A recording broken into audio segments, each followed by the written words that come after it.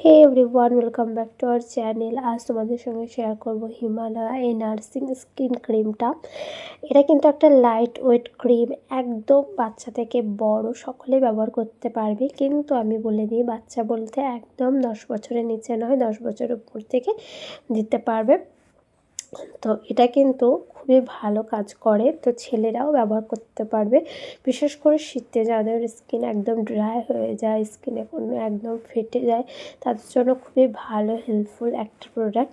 তো এটা তোমরা কোথায় পারচেস করবে? এটা অনলাইনে অথবা দোকানে পারচেস করে নিতে পারো। এটা খুবই ভালো।